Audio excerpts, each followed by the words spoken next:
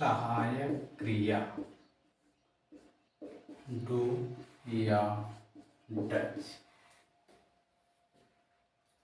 Negative sentence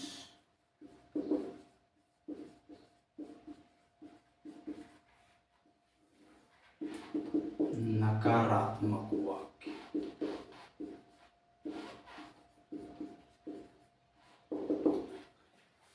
नमस्कार दोस्तों, मैं अभिषेक कुमार चौहान एक बार फिर आप लोगों के सामने प्रेजेंट इंडेफिनिट टेंस के नेगेटिव सेंटेंस के साथ उपस्थित हुआ हूं। आज हम प्रेजेंट इंडेफिनिट टेंस के नेगेटिव सेंटेंस के बारे में चर्चा करेंगे। जैसा कि हम बताए थे, प्रेजेंट इंडेफिनिट टेंस में विभिन्न प्रकार के सेंटेंस होते हैं, जिसमें पहला असर्टिव सेंटेंस। असर्टिव सेंटेंस के दो भेद, अफर्मेटिव और निगेटिव सेंटेंस। अफर्मेटिव की चर्चा हम पिछले वीडियो में कर चुके हैं। आज हम निगेटिव सेंटेंस की चर्चा इस वीडियो में करेंगे। तो आइए देखते हैं। जैसा कि हम लोग जानते हैं, प्रेजेंट इंडेफिनिट टेंस की जो सहायक क्रिया होती है वो क्या होती है? डू या डज होती है। डू का प्रयोग एक वचन कर्ता के साथ करते हैं। डू का प्रयोग डू का प्रयोग हम बहुवचन कर्ता के साथ करते हैं, और डज का प्रयोग हम एक वचन कर्ता के साथ करते हैं। तो यहां पर हम स्ट्रक्चर देखेंगे, फार्मूला देखेंगे कि निगेटिव सेंटेंस को कैसे बनाते हैं। सबसे पहले निगेटिव सेंटेंस की पहचान क्या होती है, कैसे हम लोग जानेंगे कि यह निगेटिव सेंटेंस है। तो इसका एक साधारण सा पहचान है, जिस वाक्य में नहीं शब्द आ जाए, जिस वाक्य में क्या आ जाए? नहीं शब्द आ जाए, तो हम जान जाएंगे कि यह नकारात्मक वाक्य है। यही इसकी सबसे बड़ी पहचान है, और इसके लिए हम नॉट का यूज करते हैं। जैसे वह किताब नहीं पढ़ता है, वह बाजार नहीं जाता, वह स्नान नहीं करता है, वे पुस्तक नहीं पढ़ते। ये विभिन्न एग्जाम्पल हो गए प्रेजेंट इंडेफिनिट टेंस के निगेटिव सेंटेंस के। अब इसका हिंदी से इंग्लिश में कैसे अनुवाद बनाएंगे, इसके बारे में हम चर्चा करेंगे, और किस स्ट्रक्चर बेस्ड पर हम इसे आगे ले चलेंगे। तो सर्वप्रथम फार्मूला देखते हैं। इसके लिए जो फार्मूला है, सबसे पहले सब्जेक्ट, उसके बाद डू या डज, उसके बाद हम नॉट का प्रयोग करते हैं, फिर वर्ब, पुनः ऑब्जेक्ट। निगेटिव सेंटेंस में हम वर्ब में एस या एस नहीं लगाते। जैसा कि पिछले वीडियो में हमने देखा कि प्रेजेंट इंडेफिनिट टेंस के सिंपल सेंटेंस में मूल क्रिया में एस या एस लगाते हैं, लेकिन जब निगेटिव सेंटेंस आ जाता है तो मूल क्रिया के में एस या एस हम लोग नहीं लगाते हैं। तो ऐसे जैसे एग्जाम्पल हम देख लें कि वह किताब नहीं पढ़ता है, वह किताब नहीं पढ़ता है।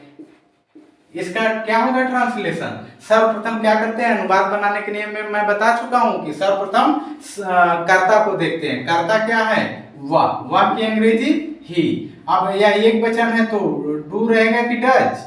चूंकि बताए हैं कि एक वचन के लिए डज और बहुवचन के लिए डू, तो यहां पर हो जाएगा क्या? डज। अब नॉट। अब उसके बाद वर्ब। वर्ब क्या है? अंत में आता है, पढ़ता है, रीड। उसके बाद ऑब्जेक्ट क्या? किताब। तो इस प्रकार हम निगेटिव सेंटेंस का ट्रांसलेशन कर लेते हैं। हमें उम्मीद है कि ये आपको अच्छी तरीके से ये समझ में आया होगा।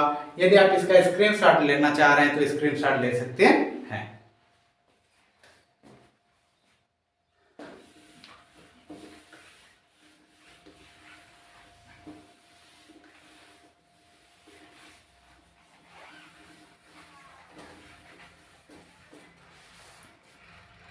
तो दोस्तों अब हम लोग प्रेजेंट इंडेफिनिट टेंस के इंट्रोगेटिव सेंटेंस की बात करें। किसकी बात करें? इंट्रोगेटिव सेंटेंस की चर्चा करेंगे। Interrogative sentence. Interrogative sentence means होता है प्रश्नवाचक वाक्य। क्या होता है? प्रश्नवाचक वाक्य। प्रश्नवाचक मतलब ऐसा वाक्य जिससे प्रश्न पूछा जाए, प्रश्न पूछने का कार्य किया जाए, प्रश्नवाचक वाक्य कहलाता है। और यह इंट्रोगेटिव सेंटेंस दो प्रकार का होता है। कितने प्रकार का होता है? एक जो होता है वह क्वेश्चन वर्ड से चालू होता है। किससे चालू होता है? क्वेश्चन वर्ड से। और दूसरा जो होता है वह हेल्पिंग वर्ब से चालू होता है। जैसे जब प्रश्नसूचक शब्द वाक्य के बीच में आ जाए तो उसे क्वेश्चन वर्ड से मानते हैं, और जब क्या से प्रश्न पूछा जाए तो उसे हेल्पिंग वर्ब की सहायता से हम सॉल्व करते हैं। तो इसे और आसानी से समझने के लिए हम इंट्रोगेटिव सेंटेंस को दो भागों में चेंज कर देंगे। पहला इंट्रोगेटिव सेंटेंस नंबर 1 मान लेंगे, दूसरा इंट्रोगेटिव सेंटेंस नंबर 2। तो चलिए आइए हम सब लोग पहले इंट्रोगेटिव सेंटेंस नंबर 1 को देखते हैं और उसकी पहचान क्या होती है। इंट्रोगेटिव सेंटेंस नंबर 1, पहचान। पहचान, जब क्या से प्रश्न पूछा जाए, जब क्या से प्रश्न पूछा जाए, जब क्या से प्रश्न पूछा जाए अथवा जब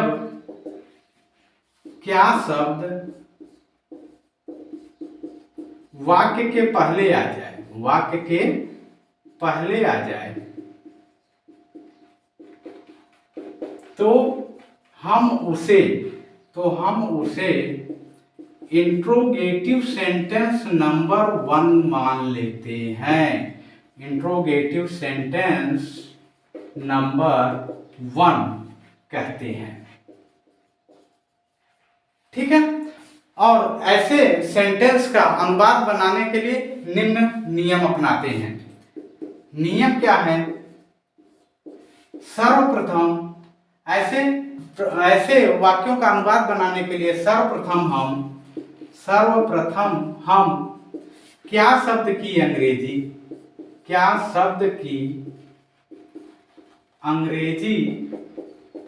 उसी टेंस के सहायक क्रिया को कर्ता के अनुसार लिख देते हैं। कर्ता के अनुसार लिख देते हैं। उसके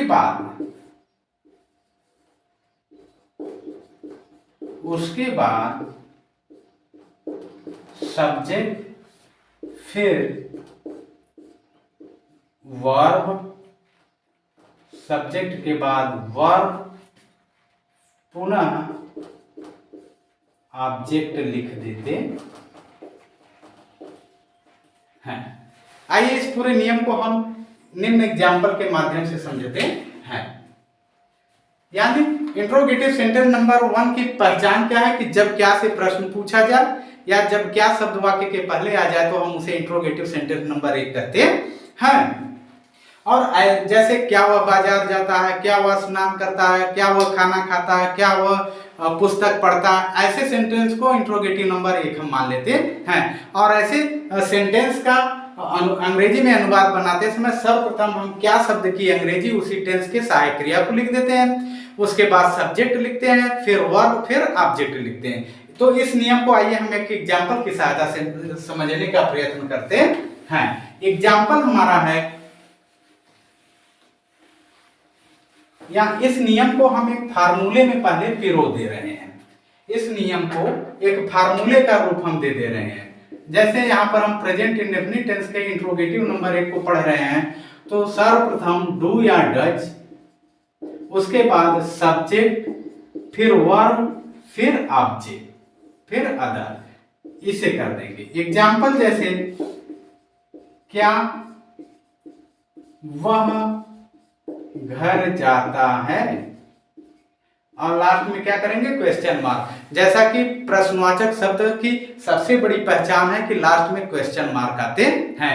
क्या से अथवा प्रश्न सूचक शब्द से वाक्य प्रारंभ होते हैं और लास्ट में क्वेश्चन मार्क आ जाता है। ये प्रश्नवाचक वाक्य का सबसे बड़ा पहचान है। तो आइए देखते हैं इसका अनुवाद कैसे करेंगे। अनुवाद में बताया कि सर्वप्रथम क्या शब्द की अंग्रेजी उसी टेंस की सहायक क्रिया को लिखते हैं। तो प्रेजेंट इंडेफिनिट टेंस है, प्रेजेंट इंडेफिनिट टेंस की सहायक क्रिया डू या डज। अब कर्ता एक वचन है तो क्या की अंग्रेजी हो जाएगी? डज। अगर कर्ता बहुवचन रहता तो क्या की अंग्रेजी? डू। ये हो गया। उसके बाद सब्जेक्ट, सब्जेक्ट क्या है? वह, ही। उसके बाद वर्ब, वर्ब क्या है? जाता है, गो।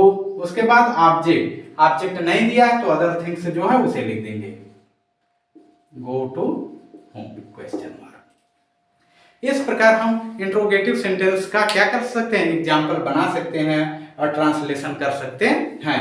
अब इसी में मान लीजिए आ जाए interrogative sentence plus negative number 1, जैसे इस प्रकार तो आप कर ही सकते हैं। अब इसका अगर इसी में निगेटिव आ जाए तो जैसे क्या वे स्कूल नहीं जाते हैं,